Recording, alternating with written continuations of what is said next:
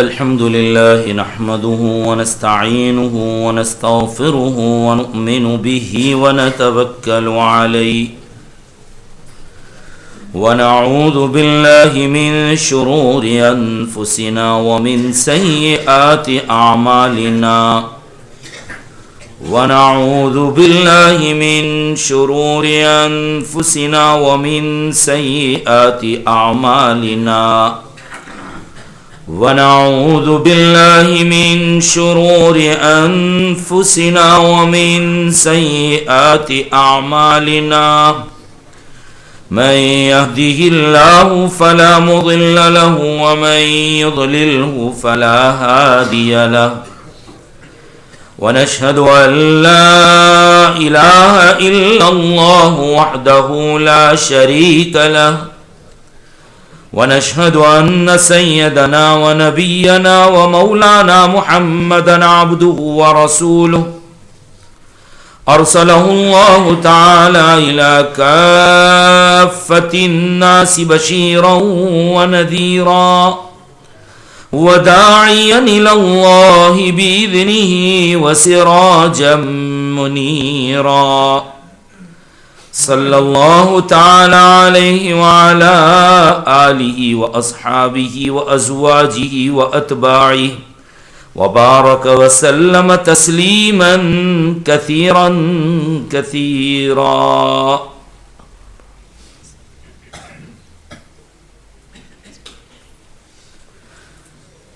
قابل احترام بزرگوں اور عزیز دوستوں، دعا فرمائیے کہ اللہ تبارک و تعالی اخلاص کے ساتھ صحیح باتیں کہنے کی اور اس پر ہم تمام کو عمل کی توفیق نصیب فرمائے. گزشتہ کل بات چھوڑی تھی کہ نبی سے گناہ کیوں نہیں ہو سکتا، نبی کی طبیعت گناہ کی طرف کیوں نہیں جائے گی. بتلایا تھا آپ کو کہ اس کی 3 وجہ لکھی ہے محدثین نے اور علماء نے. پہلی وجہ تو یہ بیان فرمائی ہے کہ ہم عام انسان جو ہے وہ دنیا کی عام مٹی سے پیدا ہوتے ہیں اور اس دنیا کی مٹی میں گندا پنا بھی ہوتا ہے، اس لیے طبیعتوں میں گندی باتیں بھی آ جایا کرتی ہیں. لیکن جب انبیاء جنت کی مٹی سے پیدا کیے گئے تو جنت کی مٹی معطر بھی ہوتی ہے اور خوشبودار بھی ہوتی ہے. معطر اور خوشبودار ہونے کے ساتھ ساتھ وہ پاکیزہ ہوتی ہے. جب طبیعت مٹی پاک ہے تو اس سے جو چیزیں بنے گی وہ بھی پاکیزہ چیزوں کی طرف مائل ہوں گے. دوسری بات یہ بھی ہوتی ہے کہ جنت کی مٹی معطر اور خوشبودار ہوتی ہے، اس لیے تمام انبیاء علیہ السلام کی طبیعت چلتی بھی ہے تو پھر خوشبو ہی کی طرف چلتی ہے. اسی لیے حدیث پاک میں ارشاد فرمایا نبی اکرم صلی اللہ تعالی علیہ وسلم نے 4 من سنن المرسلین التعطر والسواک والحیاء والنکاح، 4 چیزیں ایسی ہیں جس کو تمام نبیوں نے پسند فرمایا ہے، تمام نبیوں نے اختیار کیا ہے. ایک مسواک ہے، دوسرا شرم و حیا ہے، تیسرا نکاح ہے اور چوتھا خوشبو ہے. عطر اور خوشبو اس کو تمام انبیاء علیہ السلام پسند فرماتے تھے. اللہ کے رسول صلی اللہ تعالی علیہ وسلم کو بھی خوشبو سے بڑی محبت تھی. آپ عطر لگاتے، عطر لگانے کا حکم دیتے اور خوشبو کے ساتھ تو ایسا تعلق تھا کہ اب یوں کہہ لینا زیادہ مناسب ہوگا کہ تمام نبیوں نے خوشبو کو پسند کیا ہے اور جب میرے آقا کی بات آئی ہے تو خوشبو نے خود میرے آقا کو پسند کیا ہے. تمام نبیوں نے خوشبو کو پسند کیا، لیکن جب آقا کی بات آئی تو آقا کیا پسند کرے، خوشبو نے خود آقا کو پسند کر لیا. یہاں تک کہ آپ کے پسینے میں رچ بس گئی. ہمارا پسینہ 2 دن کپڑے نہ بدلے ہوں تو ایسا لگے کہ 2-4 چوہے ساتھ مر گئے ہوں. ذرا سا ہلکا پسینہ ہو جائے تو یہ بو آتی ہے. جبکہ اللہ کے رسول صلی اللہ تعالی علیہ وسلم کا پسینے مبارک معطر ہوتا تھا، خوشبودار ہوتا تھا. وہاں حدیث کی کتابوں سے پتا چلتا ہے کہ اللہ کے رسول صلی اللہ علیہ وسلم کا پسینے مبارک کو بوتل اور شیشی میں جمع کیا جاتا تھا, اور جب شادی ہوتی تھی تو دلہا اور دلہن کو اس زمانے کے گلاب اور مشک و عنبر میں آپ کا پسینہ ملا کر اور مکس کر کے لگایا جاتا تھا. بلکہ گلاب اور عود اور مشک و عنبر بھی آپ صلی اللہ تعالی علیہ وسلم کے پسینے کے سامنے کوئی حیثیت نہیں رکھتے تھے. آپ کا پسینہ اتنا معطر, پسینے کی کیا بات ہے, حتیٰ کہ آپ کا بول و براز یعنی پیشاب اور پاخانہ اللہ تبارک و تعالیٰ نے اس میں بھی خوشبو رکھ دی تھی, وہ بھی معطر ہوتا تھا, وہ بدبودار نہیں تھا. تو بدن مبارک سے خوشبو آتی, پسینے مبارک سے خوشبو آتی, حتیٰ کہ اللہ کے رسول صلی اللہ علیہ وسلم کی خوشبو کا عالم تو یہ تھا کہ اگر کسی کے سر پر ہاتھ رکھ دیتے تو بالکل پہچانا جاتا کہ یہ وہ شخص ہے جس کے سر پر آقا نے آج ہاتھ پھیرا ہے. اگر مصافحہ فرما لیتے تو حدیث کے الفاظ ہیں کہ کئی مرتبہ وہ مٹی سے رگڑ رگڑ کر ہاتھ دھو لیتے, صابن سے ہاتھ دھو لیتے, پھر بھی آپ کے ہاتھ مبارک میں سے خوشبو آتی رہتی تھی, یعنی صحابہ کے ہاتھوں میں سے خوشبو آتی رہتی. حتیٰ کہ عالم یہ تھا کہ اگر اللہ کے رسول صلی اللہ علیہ وسلم کہیں باہر گئے ہیں, تلاش کرنا ہے کہ ہے کہاں پر. کہتے ہیں کہ ہم صحابہ فرماتے ہیں کہ کبھی ہم راستے پر آ کر کھڑے ہو جاتے, جس راستے سے ہوا کے ذریعے سے خوشبو کے جھونکے آتے تھے, ہوا کے جھونکے آتے, اس راستے پہ چل پڑتے, اسی اسٹریٹ اور اسی راستے میں آقا کی ملاقات ہو جایا کرتی تھی.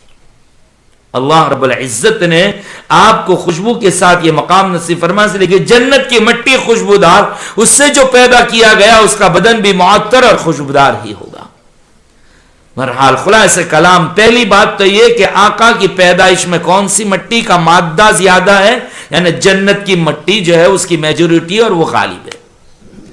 دوسرے نمبر پر دوسری وجہ یہ بتلائی گناہ نہ ہونے کی کہ نبی ہر وقت اور ہر آن اللہ کے جلال اور اللہ کے جمال کو دیکھتا رہتا ہے, چاہے سوئے ہوئے ہونے کی حالت میں ہو, چاہے جاگتے ہوئے ہونے کی حالت میں ہو. نبی نیند میں جب سوتا ہے تو فرمایا کہ میری آنکھیں سوتی ہے, دل نہیں سوتا, دل جاگتا رہتا ہے. نیند کے عالم میں بھی اللہ کا ذکر جاری رہتا ہے, اللہ سے لنک ٹوٹتی نہیں ہے, اللہ سے تعلق ٹوٹتا نہیں ہے, اللہ کی یاد برابر جاری رہتی ہے. تو نبی ہر وقت اور ہر آن جہاں ہو وہاں اللہ کے دیدار کرتا رہتا ہے, اللہ کے جلال کو, اللہ کے جمال کو, یعنی اللہ کے انعامات, کہ اللہ نے کیسے کیسے انعامات دیے اس کو سوچنا.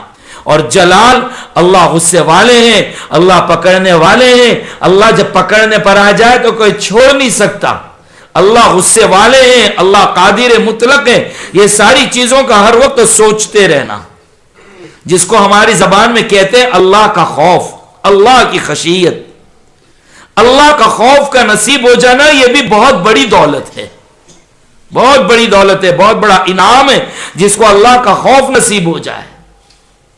اور وہ اللہ کا خوف بھی کیسا ہونا چاہیے, جلوت میں بھی اور خلوت میں بھی, سب کے بیچ میں ہو, پبلک میں جب بھی, اور تنہائی کے اندر ہو, اکیلے میں ہو, ہر جگہ پر دل میں اللہ کا خوف, اللہ کا ڈر, یہ خیال ہو کہ میرے اللہ ناراض نہ ہو جائے, بس اس بات کی فکر.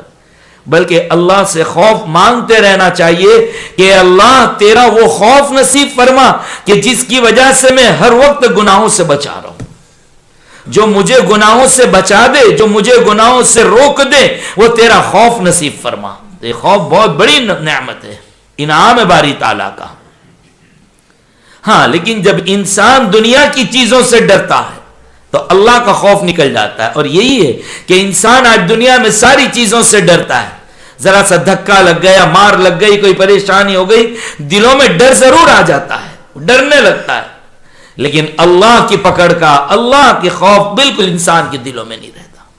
اللہ تعالیٰ ہمیں اس خوف کا کوئی حصہ نصیب فرما دے جس کی برکت سے ہم گناہوں سے بچ جائیں. تو نبی نیند کے عالم میں بھی اور جاگتے ہوئے ہونے کی حالت میں بھی اللہ کے خوف کو دیکھتے رہتے ہیں.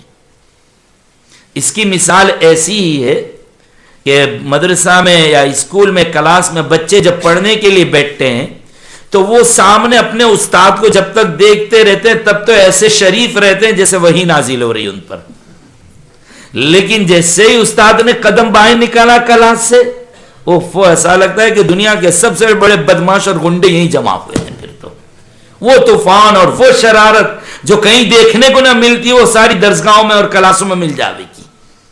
وہ ساری شرارت جب تک باپ گھر کے اندر رہتا ہے، گھر میں سے تین کا بالکل سائلنٹ، بالکل چپ چاپ، ایسے کہ اگر ایک پین بھی گر جائے تو اس کی بھی آواز آ جاوے، کیونکہ گھر میں بیٹھا ہوا ہے باپ.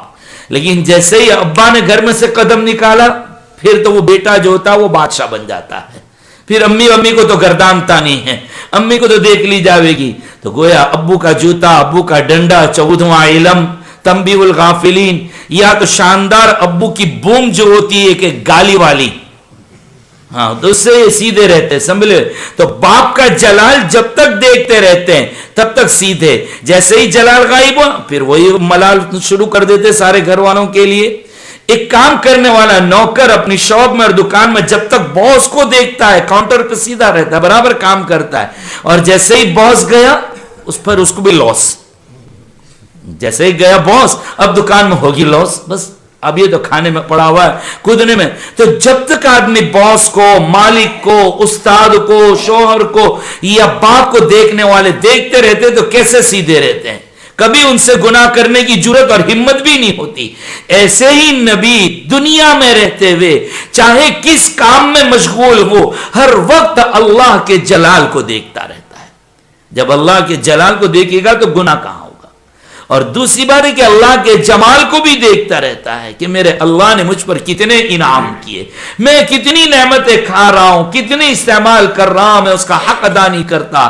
ہر وقت زبان پر شکر ہے کہ تیرا شکر ہے کپڑے دیے، تیرا احسان ہے کہ تو نے آنکھیں دی، تیرا احسان ہے کہ تو نے کان دیے. الحمدللہ. جب انسان استحضار کرتا ہے آنکھوں میں آنسو آ جاتے ہیں کہ میں کتنا نالائق ہوں، کتنی نعمتیں دی میرے اللہ نے مجھ کو. انسان کبھی کبھی کسی کی سخاوت کو دیکھ کر، کسی کے انعامات کو دیکھ کے بھی راستے پر آ جاتا ہے. تو نبی ہر وقت اللہ کے انعامات یعنی جمال اور اللہ تعالیٰ کے غضب اور غصے اور خوف کو دیکھتا رہتا ہے. تو یہ دوسری چیز ہے کہ جس کی برکت سے پھر کبھی گناہ نہیں ہوگا. عجیب بات ہے، ایک تو وہ زمین کا مٹی کا پاک ہونا وہ ہے، اور دوسرے نمبر پر اللہ کے جلال اور جمال، اور تیسری چیز کیا ہے؟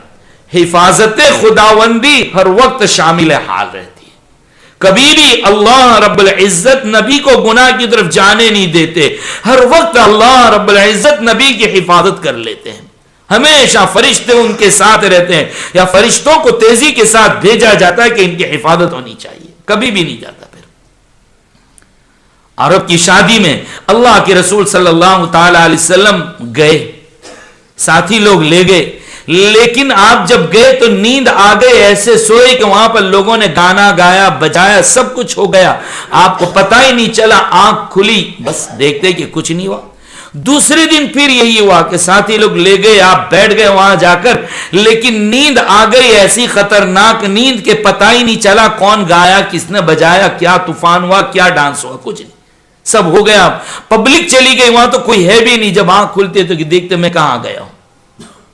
تو یہ حفاظت خداوندی کہ جبکہ ابھی تو آپ کو نبوت نہیں ملی تھی، 13 سال کی عمر ہے، کہہ سکتے تھے کہ یہ کام تو اس زمانے میں ہوا جبکہ میں بالغ بھی نہیں ہوا تھا، جوان بھی نہیں ہوا تھا، نبوت تھوڑی ملی تھی ابھی مجھے. لیکن کوئی کہہ سکتا تھا کہ تم نے اپنے بچپن میں، اپنی سمجھداری کے زمانے میں تم نے بھی تو ناچ دیکھا تھا، تم نے بھی گایا تھا، تم وہاں جا کر بیٹھے تھے، ہمیں روکتے، ہمیں بھی کر لینے دیجئے. لیکن اللہ اپنے نبی کو یہ سارے تانوں سے بچانے والے ہوتے ہیں، اس لیے بچپن میں بھی، بے خیالی کے عالم میں بھی اللہ کبھی نبی کو ایسی چیز میں جانے نہیں دیتے، حفاظت کر لیتے. جیسے میں نے ابھی پرسوں ہی بتلایا تھا کہ سیدنا یوسف علیہ السلام ہمت بھی وہ ہم بھی، ارادہ ہو گیا تھا کہ زلیخا کو ذرا نظر اٹھا کے دیکھے تو صحیح. لولا راء برہان ربہ کذالک لنصرف عنہ السوء، اگر اللہ کی مدد شامل حال نہ ہوتی تو دیکھ لیتے، لیکن اللہ فرماتے ہم اسی طریقے سے بچا لیتے ہیں. یہ کیوں بچا لیتے؟ جیسا کہ قرآن کریم نے فرمایا وَلَقَدْ آتَيْنَا إِبْرَاهِيمَ رُشْدَهُ مِنْ قَبْلُ، اللہ رشد نام کی ایک کیفیت نصیب فرماتے نبی کو. رشد کا ترجمہ اردو انگریزی کسی زبان میں بہت ہی مشکل ہے. اردو قریب پہنچا رہا ہے لیکن اور کوئی پہنچا نہیں پائے گا. رشد کے معنی عقل سلیم، وہ عقل، وہ سمجھ جو گناہوں سے بچائے، جو اللہ کی نافرمانی سے بچائے، فطرت اور طبیعت اور نیچر میں ایسا ہو کہ گناہوں کی طرف نہ چلے. پاکیزہ طبیعت، صاف طبیعت، اعلی اخلاق اس کو کہتے ہیں. اللہ تعالیٰ نبی کو پہلے سے یہ ساری چیزیں ودیع فرما دیتے ہیں. اس لیے ہمیں بھی کہا گیا ہے کہ اللہ تعالیٰ سے رشد مانگو. اللہم حبب الینا الایمان وزینہ فی قلوبنا وکرہ الینا الکفر والفسوق والعصیان واجعلنا من الراشدین. اے اللہ ہمیں راشدین میں سے بنا دے. تو راشد بہت بڑی نعمت ہے، جس کو رشد نصیب ہو جائے. راشین دال بڑی عجیب نعمت باری تعالیٰ کی. اللہ نبیوں کو بچپن سے یہ چیزیں دے دیا کرتے ہیں. وَلَقَدْ آتَيْنَا إِبْرَاهِيمَ رُشْدَهُ مِنْ قَبْلُ وَكُنَّا بِهِ عَالِمِينَ. اللہ رب العزت کا یہ احسان ہے. لہذا یہ ہوتا ہے کہ نبی کے ساتھ اللہ کی حفاظت ہر وقت اور ہر آن شامل حال رہتی ہے. اس لیے نبی کبھی بھی گناہ کی طرف نہیں جائے گا. حتیٰ کہ اپنی عقل سے کوئی فیصلہ کر رہا ہے اور وہ فیصلے میں کوئی گڑبڑ ہو رہی ہے تب بھی اللہ اس کی رہنمائی فرما دیتے، فیصلے میں بھی گڑبڑ نہیں ہونے دیتے. پوری حفاظت ہوتی ہے باری تعالیٰ کی، اور ہر وقت اور ہر آن حفاظت فرماتے رہتے ہیں. اس لیے نبی کبھی گناہ کی طرف نہیں جاتا. میرے دوستو، ایک نبی کی خصوصیت کیا ہے؟ بلکہ اللہ تعالیٰ ہر انسان کو ایک اچھی فطرت پر پیدا فرماتے ہیں. جیسا کہ حدیث پاک میں ارشاد فرمایا باری تعالیٰ نے، نبی پاک صلی اللہ تعالی علیہ وسلم فرماتے کہ اللہ ہر بندے کو فطرت اسلام پر پیدا فرماتے ہیں. سلامتی والی طبیعت کے اوپر ایک اللہ کو ماننا، اللہ کے نبی کو ماننا، اوامر کو ماننا، اس کے منہیات سے رک جانا. اللہ تعالیٰ جب انسان کو پیدا کرتے دنیا میں تو کہا کہ اعلی فطرت الاسلام. ساری دنیا کے لوگ فطرت اسلام پر پیدا ہوتے ہیں. ہاں، بعد میں ان کے ماں باپ جیسے ڈھنگ پر ہوتے ہیں، جیسے رنگ پر ہوتے ہیں، اس طرف وہ لے جاتے ہیں. کبھی یہودی بنا دے، کبھی نصرانی بنا دیتے ہیں، کبھی اس کو مجوس اور آتش پرست بنا دیتے ہیں، کبھی وہ آگ کی پوجا کبھی وہ بتوں کی پوجا کرنے والا بنا دیتے ہیں. تو گھر کا ماحول جس طریقے سے ہوتا ہے، ماں باپ کا ماحول جو ہوتا ہے، وہ ادھر لے جاتے ہیں. تو گویا سارے ہی انسان پیدا تو ہوتے ہیں صحیح راستے پر، پھر گھر کے لوگ اور احباب جو ہے اس کا ماحول بگاڑ کر رکھ دیتے ہیں. تو پھر جب عام انسانوں کا یہ حال ہے کہ عام انسانوں کو اللہ یہ صلاحیت دیتے ہیں، تو پھر جس کو نبی بنانے والے ہیں ان کو تو حق تبارک و تعالیٰ کیسا مقام عطا فرمائیں گے.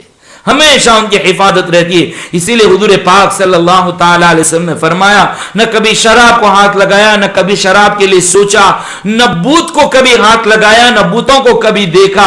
بلکہ ایک مرتبہ جب آپ پہلی مرتبہ وہاں پر دوسری مرتبہ آپ پہنچے ہیں اور نستورہ راہب سے ملاقات ہوئی تھی، جس نے آپ کی نبوت کو پہچان لیا آپ کی پیشانی کے ذریعے سے، حالانکہ ابھی نبی نہیں بنائے گئے تھے.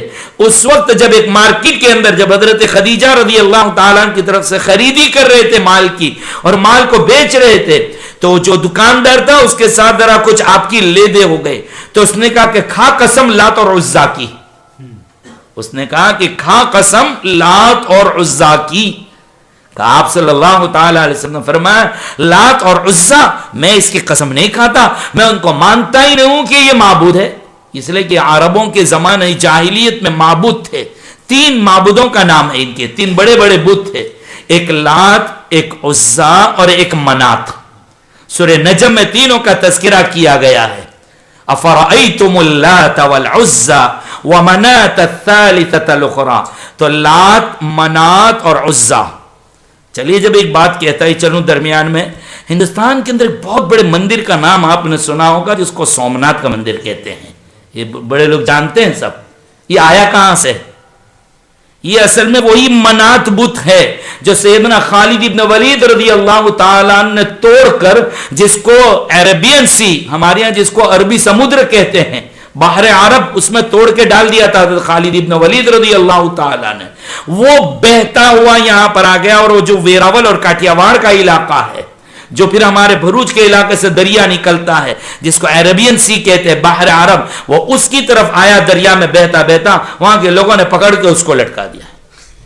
یہ وہ ہے منات، سوء منات، جو بدلاو زمانے کی وجہ سے، بہت زیادہ بولنے کی وجہ سے پھر سوء منات نہیں رہا، وہ سو منات ہو گیا. یہ اس کی حقیقت ہے.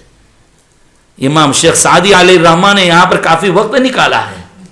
ہمارے شیخ سعدی علیہ الرحمہ جن کی گلستہ بہت مشہور ہے، انہوں نے ان کو پتا چلا کہ ایک مندر ہے بہت بڑا، وہاں بت بہت عجیب ہے رہتا ہے. کیسا رہتا ہے؟ تو کہ درمیان میں لٹکا ہوا رہتا ہے، نہ زمین پر گرتا، نہ اوپر نہ ادھر، اور کوئی سہارا بھی نہیں ہے. شیخ سعدی علیہ الرحمہ پوری دنیا گھومے ہیں، پوری دنیا کا سفر کیا ہے کہ دیکھنا تو چاہیے کیا ہے. بوستا میں تذکرہ بھی کیا ہے. شیخ سعدی علیہ الرحمہ وہاں پر گئے تو دیکھا اوفو، کافی دن ٹھہرنے کے بعد کہ یہ تو 400 BC کی گئی ہے. لوہا مقناطیس جس کو کہتا ہے، لوہ چمبک جس کو کہا جاتا ہے، جو لوہے کو کھینچنے والا ہوتا ہے، وہ گویا چاروں طرف دیوار میں لگا رکھا ہے. اور یہ لوہا بنا، لوہے کا بت ہے، اس کو چھوڑ دیا تو چاروں طرف سے میگنیٹ اور وہ مقناطیس اور لوہ چمبک اس کو کھینچتا ہے، تو نہ نیچے گرنے دیتا ہے، نہ ادھر جانے دیتا، وہ ادھر ہے. تو سارا کمال حضرت میگنیٹ کا ہے.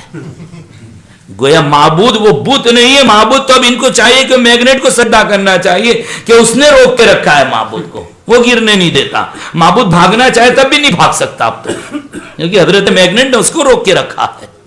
پھر شیخ سعدی علیہ الرحمہ نے راتوں رات پجاری جو یہ 400 BC کر رہا تھا اس کو ختم کر دیا، کنویں میں پھینک دیا اور آپ روانہ ہو گئے.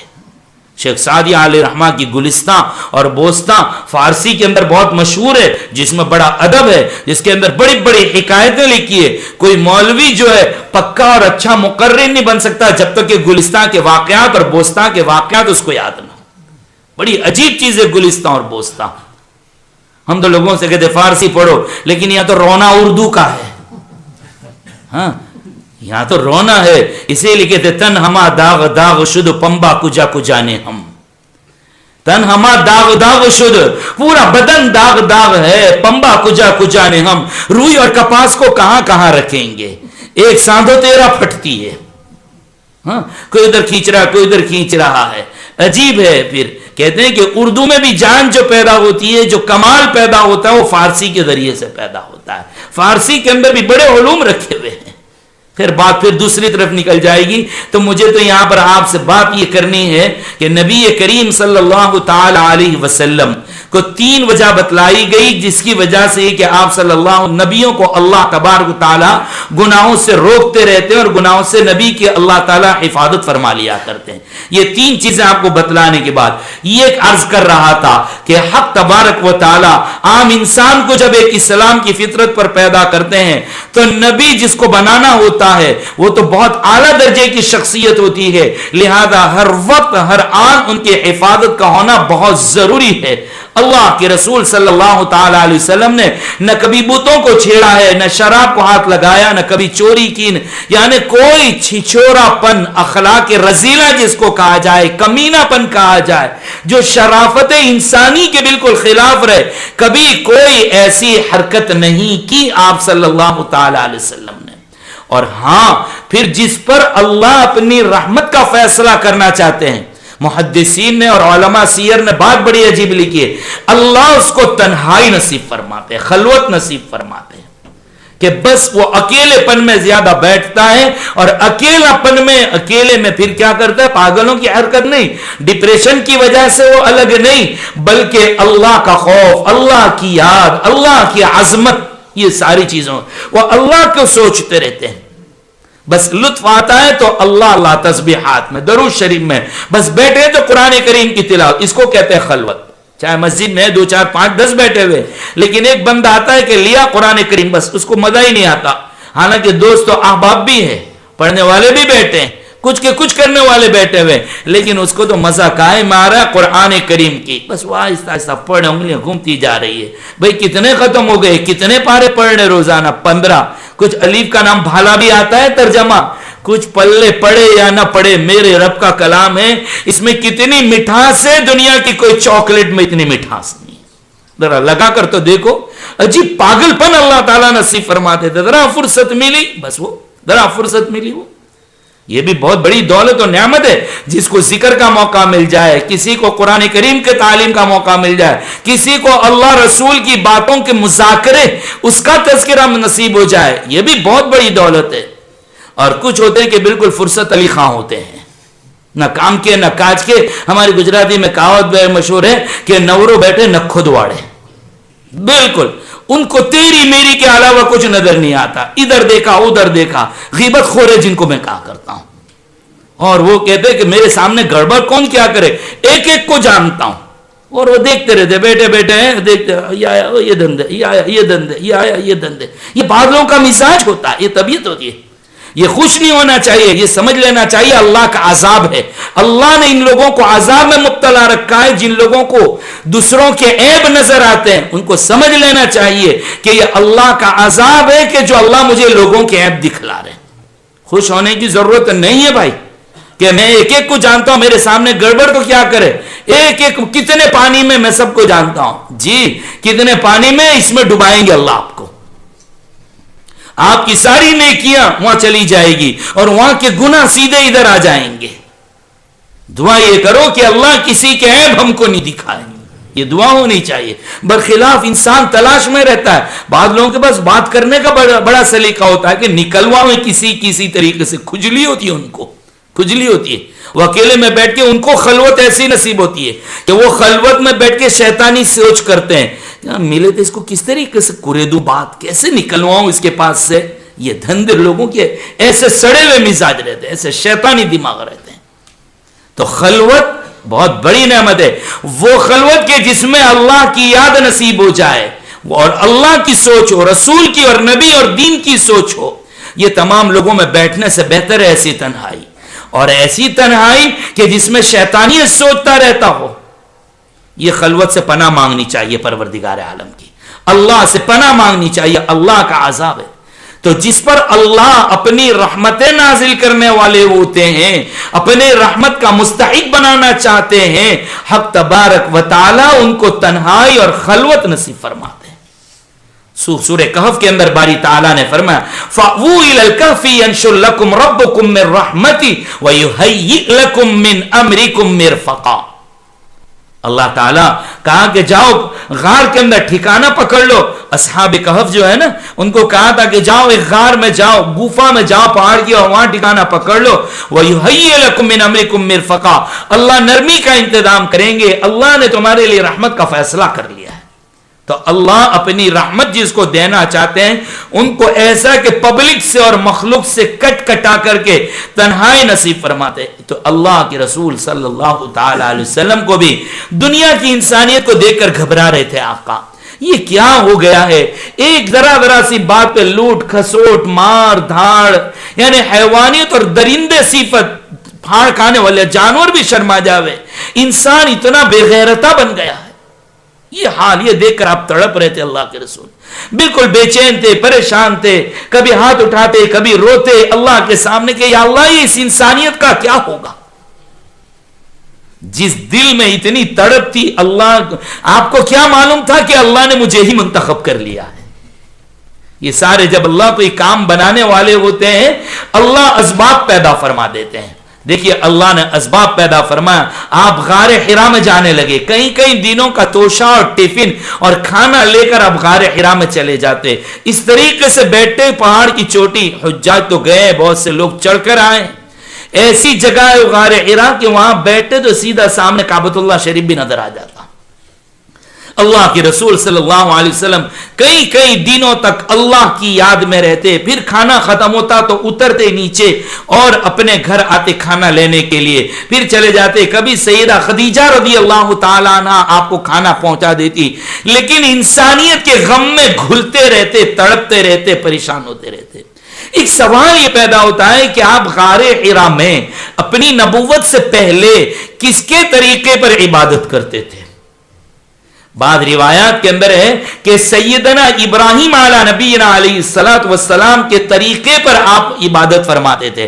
اسی لیے آپ کو کہا بھی گیا کہ آپ اعلان کر دیجئے قل اننی ہدانی ربی الی صراط مستقیم دینا قیما ملت ابراہیم حنیفا.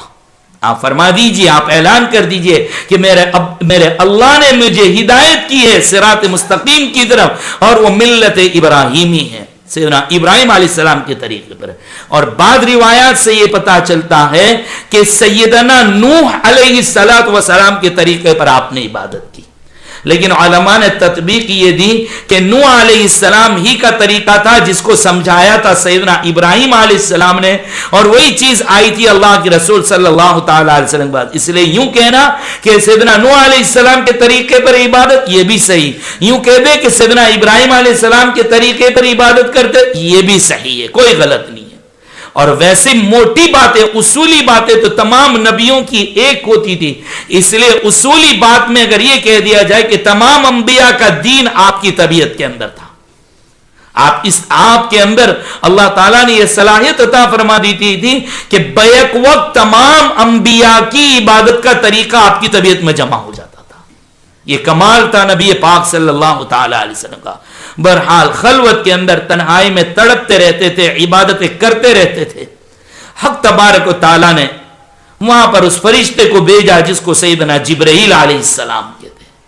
جبرائیل امین آئے اور آ کر اللہ کے رسول صلی اللہ تعالی علیہ وسلم کو کہا کہ پہلے تو سلام کیا، سلام علیکم، آپ نے جواب دیا اس کا، پھر آپ کو کہا اقرا، پڑھیے آپ نے اس کے جواب میں فرمایا ما انا بقارئ، میں پڑھ نہیں سکتا یا میں پڑھا ہوا نہیں ہوں۔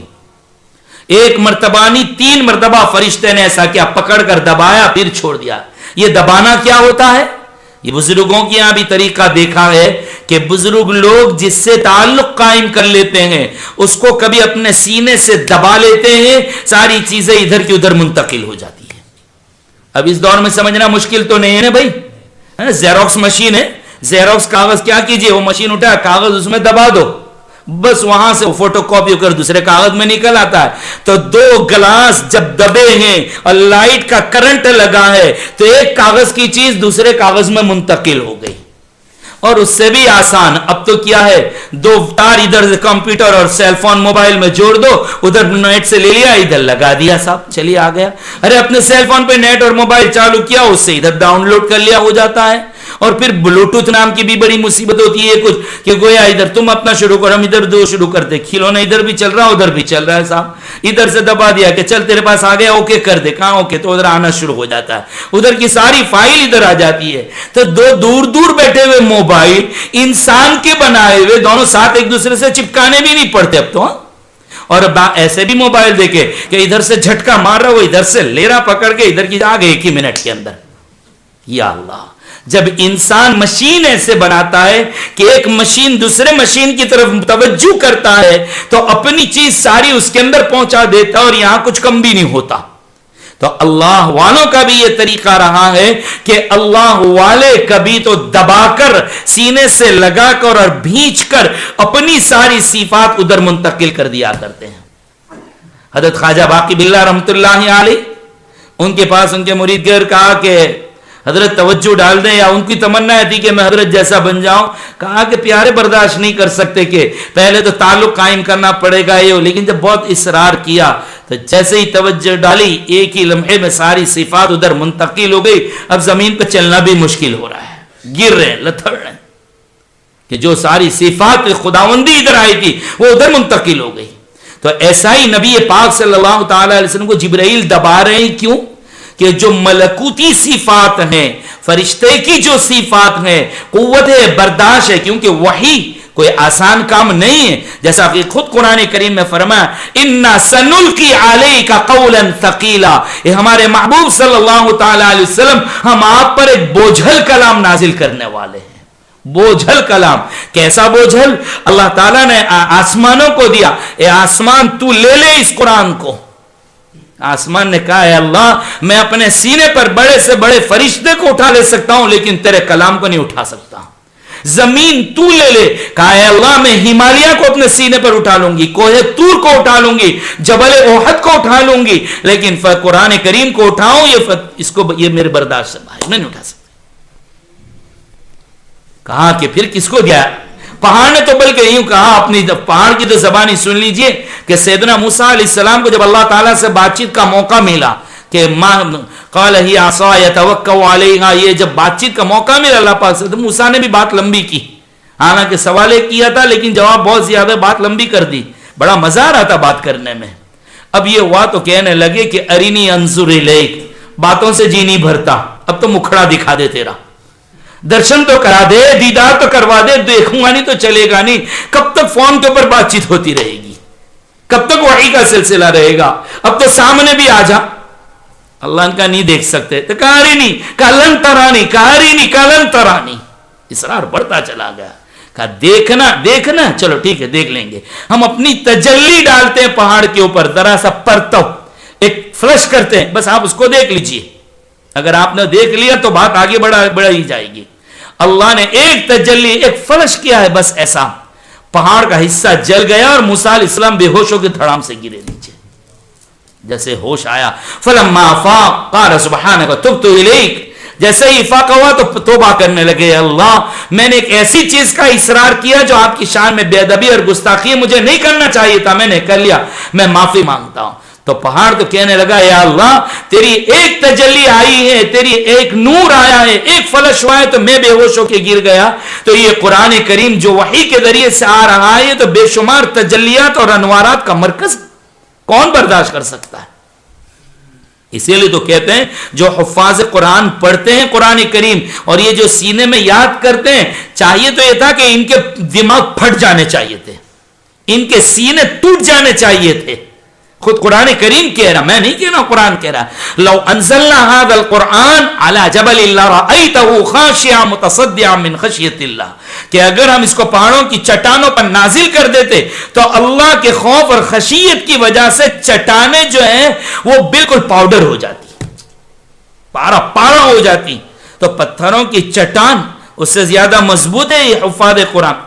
آپ نہیں دیکھ رہے تھے ہمارے اماموں میں آ رہے تھے، کچھ تو ماشاءاللہ موٹے بھی ہیں ہمارے شخص الدیس کی طرح، اور کچھ تو ان کے مقابلے میں ایسے بھی آ رہے تھے کہ بالکل اگر پنکھا تیز چلے تو ڈر لگ رہا تھا کہ وہ بچہ اڑ نہ جاوے کہیں، اتنا دبلا پتلا، اور ایک طرف تو اتنا موٹا، اور کلاسوں میں پہنچ جاؤ تو ہر سائز کے ملیں گے، اور پھر اپنے علاقے کے مدرسوں میں چلے جاؤ تو نہ وہ ڈبل کریم ہے نہ سنگل کریم ہے، وہاں پر تو چائے بھی بعد مرتبہ اتنی پتلی ہوتی ہے کہ طلبہ مذاق کرنے لگتے ہیں کہ اگر اماموں کو اور فقہا کو بتلا دیا جائے تو اسے وضو کرنے کی بھی اجازت دے دی جائے۔ یہ کھا کر یاد کرنے والے، چاہیے تو یہ تھا کہ کھوپڑے پھٹ جاتے ان کے، لیکن صاف بات معلوم ہو رہی ہے کہ اللہ کی مدد ان کو مل رہی ہے، دنیا میں اللہ کی مدد ڈائریکٹ اور براہ راست کسی کو مل رہی ہے تو ان قرآن کریم کے حفاظوں کو ملتی ہے۔ یہ صدقہ ہے، یہ بھی نبی پاک صلی اللہ تعالی علیہ وسلم کا۔ میرے بھائیوں، تو میں یہ عرض کر رہا تھا کہ وحی کیا چیز ہے، ایک مسلمان کو وہ بھی جاننا چاہیے، اور وحی کا بوجھ کتنا ہے، یہ بھی بڑی دولت۔ وحی کا بوجھ، آقا آپ نے کئی مرتبہ سن لیا کہ پیشانی پر پسینہ آ جاتا تھا، اونٹنی بیٹھ جاتی تھی، صحابہ کہتے ہیں کہ ہڈیاں ٹوٹنے لگتی تھی، اتنا بوجھ خود قرآن کریم نے کہا۔ اور دوسری طرف انسان کے متعلق کہا کہ خلق الانسان ضعیفا، ہم نے انسان کو ایک دم کمزور پیدا کیا ہے، کیسے برداشت کریں گے وحی کو؟ جبرائیل امین دبا رہے، جبرائیل امین دبا رہے، اس کو بات کو یہیں پر رکھیے۔ دیکھیے کچھ چیزیں ہمارے بیان کے درمیان میں ایسی آتی ہے کہ اس کو جب تک نہ سمجھا دے ہوئے ہم آگے نہیں بڑھ سکتے۔ بعد مرتبہ یہ ہوتا ہے کہ بھئی ایک سلسلے وار ایک مضمون چل رہا، کبھی ادھر گھستے کبھی ادھر گھستے، تو ضروری ہوتا ہے۔ جیسے کل بھی آپ سوچ رہے ہوں گے کہ نبی پاک صلی اللہ تعالی علیہ وسلم کی جوانی کا ذکر تھا اور پھر کعبہ شریف کی تعمیر کے اوپر ڈائریکٹ چلے گئے، تو اصل وہاں مجھے یہ بتلانا تھا کہ کعبہ شریف کی تعمیر کے وقت آپ نے کیسا فیصلہ کیا۔ جب کعبہ شریف کی تعمیر کی بات آئی تو کچھ ذہن اندر وہ بھی رہتے کہ کعبہ شریف کو بنایا کس نے، کب بنا ہے، تو یہ انداز جب ادھر ادھر چل کے ذرا ان چیزوں کے اوپر بھی روشنی ڈالنی پڑتی ہے۔ تو مسلمان کے سامنے تو وحی کا لفظ آتا ہے کہ وحی وحی وحی، تو یہ وحی ہوتی ہے کیا، کس کو کہتے ہیں وحی؟ نبی پر وحی آتی تھی کس طریقے سے؟ وحی کے معنی آتے ہیں عربی ڈکشنری کے اعتبار سے بھیجنے کے۔ یہاں پر وحی جب بھی ہم بولیں گے تو اللہ کا پیغام جو نبیوں کے اوپر آتا ہے اس کو وحی کہا جاتا ہے۔ یہ لے کر کون آتا ہے؟ یہ سیدنا جبرائیل علیہ السلام ہے، جو اللہ کی وحی، اللہ کا پیغام، اللہ کی طرف سے حکم لے کر اپنے نبی کے پاس آتے ہیں۔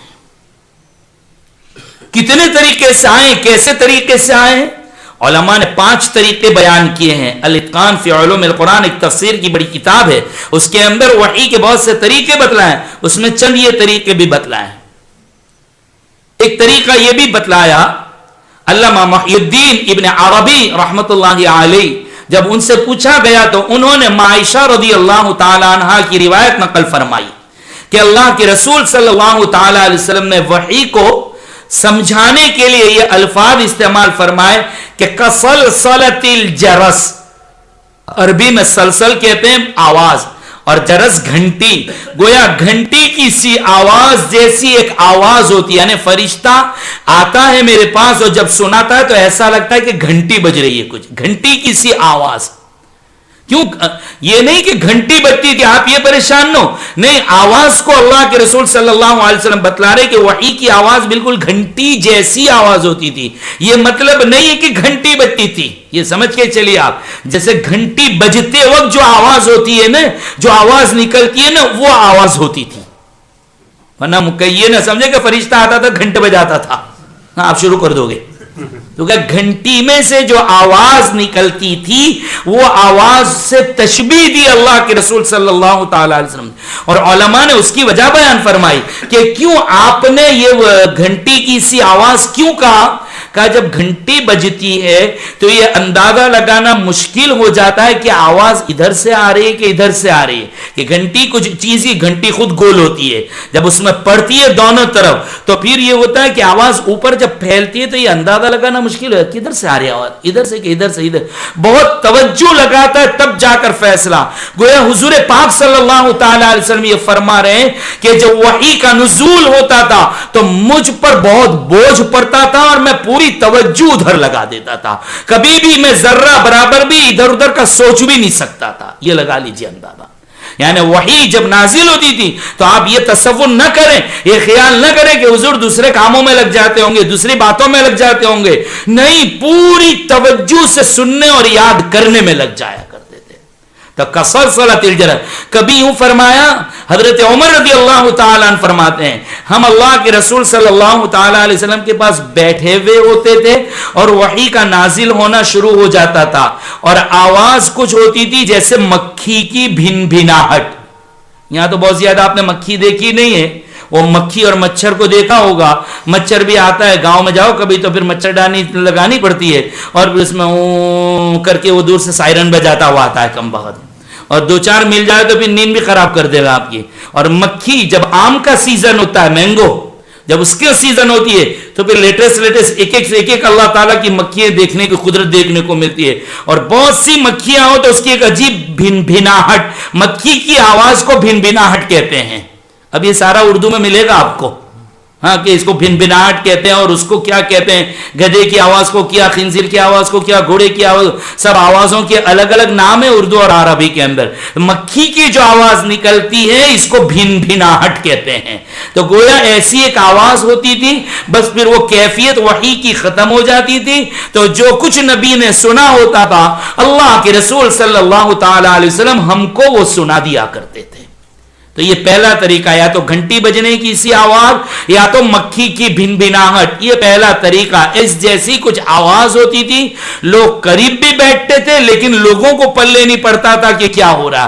اس چیز کا خاص علم حضور پاک صلی اللہ تعالی علیہ وسلم کو, یہ سمجھنے میں بھی مشکل نہیں ہونا چاہیے. پرانے زمانے میں, اب تو خیر یہ میسج اور ٹیکسٹ میسج وغیرہ کا زمانہ, پہلے ٹیکسٹ میسج جو ٹیلی گراف کہتے تھے اس کو, اور ہماری زبان میں کہ کیا ہے تو تار آیا, نہ فون تھے, گویا خط ہوتے, اور کوئی بہت ایمرجنسی نیوز دینا ہو کہ انتقال ہو گیا یہ وہ تو ٹیلی گرام دیتے تھے, یہاں سے تار ہوتا تھا. اور کسی کے گھر میں کوئی تار دینے والا آ جائے, ٹیلی گرام والا, کہ سنا کیا ہوا, ٹیلی گرام والا آیا, اللہ رحم کرے, یعنی مرنے کی خبر ہی آتی تھی زیادہ تر. تو یا تو بہت تو کبھی کبھار کوئی سفری آتا, ایمرجنسی میں آنا ہوتا تو اس کے ذریعے سے. اب وہ ٹیلی گرام آفس میں اگر آپ کبھی گئے ہو تو وہاں دیکھنے جیسا منظر ہوتا ہے, وہاں کچھ مشین لگا ہوتا ہے, ایک آدمی بھجکڑ سا بیٹھا ہوا رہتا ہے, منہ پھاڑتا رہتا آ کر کے, اور ٹک ٹک کی آواز ہوتی ہے, وہ مضمون لکھتا ہے, ٹک ٹک کی آواز, پھر وہ لکھتا ہے, فلاں صاحب کا انتقال ہو گیا, آپ کے گھر خط آ جاتا ہے. اللہ یہ ٹک ٹک ٹک ٹک سے اس نے کہا نکالا کہ فلاں کا انتقال ہو گیا. خاص علم اس کے پاس ہے. سارے لوگ بڑی بڑی ڈگریوں والے بیٹھے ہیں, لینگویج اس کے جاننے والے بیٹھے ہیں, لیکن ان کو پلے نہیں پڑے گا. پلے اور سمجھ میں اسی کو آئے گا جو کہ اس چیز کا علم رکھتا ہے. تو یہی معاملہ, وحی کو سمجھنے کا علم اللہ نے نبی ہی کو عطا فرمایا تھا. نبی ہی سمجھتے تھے, دوسرے نہیں سمجھتے تھے. تو گویا یہ پھر اسی طریقے سے نبی کا کبھی کبھی تو انسانی شکل میں سامنے آتے تھے. یہ دوسرا طریقہ. کس کی شکل میں آتے تھے؟ حضرت داحیہ کلبی رضی اللہ تعالیٰ, جس کا میں نے ابھی 2-4 دن پہلے ذکر کیا تھا, جس کو اللہ کے رسول صلی اللہ علیہ وسلم فرماتے تھے یوسف هذه الامہ, اس امت کا یوسف. بہت خوبصورت صحابی تھے. داحیہ خلیفہ ابن کلبی, گجراتی والوں نے داحیہ کو ڈایا بنا دیا ہے. غیر مسلموں میں نام ہوتا باقاعدہ ڈایا. وہ ڈایا آیا کہاں سے؟ اصل میں تو داحیہ ہے. یہ بہت سے ادھر ادھر کی زبان, ایک زبان کا لفظ دوسری زبان میں جاتا ہے, آپ اس کی فکر نہ کریں. بہت سے ہوتے ہیں, قرآن کریم میں بھی آپ کو ملیں گے کچھ. جیسے فردوس کا لفظ جو قرآن کریم میں ملتا ہے, وہ فردوس نہیں, وہ اصل میں پیراڈائز ہے. پیراڈائز سے وہ تبدیل ہو کر وہ فردوس بنا ہوا ہے. ادھر سے لفظ ادھر, ادھر سے لفظ ادھر آتے, ایک زبان کا لفظ دوسری زبان میں چلا جایا کرتا ہے. خیر, تو داحیہ کلبی رضی اللہ تعالیٰ بہت خوبصورت صحابی تھے. جبرائیل امین ان کی شکل میں آتے تھے, اور یہ سب سے آسان شکل ہوتی تھی حضور پر. سب سے آسان شکل, سامنے آ کر بیٹھ جاتے اور وحی سنا دیتے تھے اللہ کے رسول صلی اللہ تعالیٰ علیہ وسلم کو. تو یہ دوسرا طریقہ. تیسرا طریقہ یہ ہوتا تھا کہ فرشتہ اپنی انسانی شکل, اپنی اصلی شکل میں آ جاتا, اور یہ تقریباً 3 مرتبہ ہوا ہے. ایک مرتبہ تو جب نبی کریم صلی اللہ تعالی علیہ وسلم نے جبرائیل کو اصلی شکل میں دیکھنے کا اظہار کیا تھا کہ دیکھنا ہے مجھے, اس وقت فرشتہ اصلی شکل میں آیا تھا. اور ایک معراج کے موقع پر دیکھا تھا آپ صلی اللہ تعالی علیہ وسلم نے. اور کیسا دیکھا؟ خود قرآن کریم کہتا ہے, سورہ نجم پڑھو تو بڑا لطف آتا جاتا ہے کہ اللہ کے رسول صلی اللہ تعالی نے کیسے دیکھا ان کو. کہا کہ سورہ نجم ما ينطق عن الهوى الا وحي علمه شديد القوى ذو مرة فاستوى وهو بالافق الاعلى ثم دنا فتدلى فكان قاب قوسين او ادنى. زمین اور آسمان کے درمیان میں لٹکتا ہوا ادھر کرسی پر بیٹھا ہوا دیکھا. اور انسان جیسا بھی بیٹھا ہوں تو بیٹھنے کے وقت جو پوزیشن دیکھنے کی ویژن کی رہتی ہے, قرآن کریم کہتا ہے کہ افق الاعلى, افق اعلی پر, یعنی سامنے دیکھا, نہ نگاہوں کو نیچی کرنا پڑے, نہ اونچا کرنا پڑے, نہ گردن گھمانا پڑے. بالکل آپ صلی اللہ تعالی علیہ وسلم اپنی اصلی حیت میں جیسے بیٹھے, سامنے نگاہیں اٹھتی ہے, ویسے دیکھا تو سامنے جبرائیل ہے. ما کذب الفؤاد ما رأى, اور آپ کی آنکھیں جو دیکھ رہی تھی دل جھٹلا نہیں رہی تھا, دل بھی یقین کر رہا تھا کہ آنکھیں جو دیکھ رہی وہ سچا دیکھ رہی ہے. یعنی جبرائیل کو دیکھا ہے آپ نے اپنی اصلی شکل میں. اور تیسری مرتبہ بھی دیکھنا ہے, لیکن بعض علماء کہتے ہیں کہ وہ روایت کمزور ہے. کہاں دیکھا؟ اجیاد. آپ نے مکہ میں گئے تو دیکھا ہوگا باب عبدالعزیز, 1 نمبر کا گیٹ, اس سے آپ باہر نکل جاؤ تو لیفٹ سائڈ کے اوپر جو ٹیکرا چڑھ کے خوگیر وغیرہ کی جو ہوٹل ہے, اس کے سامنے ایک ہاسپٹل تھی, مستشفى اجیاد العام. اب ہاسپٹل نہیں رہی, اب تو وہاں پر وہ مکانات بن گئے, کوئی رباط بھی ہے وہاں پر. تو گویا وہ اب میدان بن گیا. جو بادشاہ کا جو مکان ابھی بتلایا جاتا ہے, اس کے پچھلا حصہ, اس کو اجیاد کہتے ہیں. تو گویا یہ مقام کے متعلق کہا جاتا ہے کہ یہاں بھی اللہ کے رسول صلی اللہ تعالی علیہ وسلم نے سیدنا جبرائیل امین کو اپنی اصلی شکل میں دیکھا. تو یہ 3 ہے کہ ایک تو وہ پہلی شکل جو بتلائی کہ گھنٹی کی سی آواز, دوسرے نمبر پر انسانی شکل داحیہ کلبی کی شکل میں, تیسرے نمبر پر یہ بتلایا گیا کہ خود جبرائیل اپنی اصلی شکل میں, اور چوتھی اور پانچویں اور طریقے ہیں جس کے لیے آئندہ کل تک کے لیے انشاءاللہ انتظار کیجیے. الحمدللہ رب العالمین والصلاة والسلام علی سید الانبیاء واشرف المرسلین سیدنا و نبینا مولانا محمد وعلى آلہ واصحابہ اجمعین. اللہم مالک الملک تؤتی الملک من تشاء وتنزع الملک ممن تشاء وتعز من تشاء وتذل من تشاء بیدک الخیر انک علی کل شیء قدیر. الہی گناہوں کو معاف فرما, خطاؤں سے درگزر فرما, ہم گنہگار ہیں, معاف فرما دے. اے اللہ پریشان حال ہے, پریشانیوں کو دور فرما دے.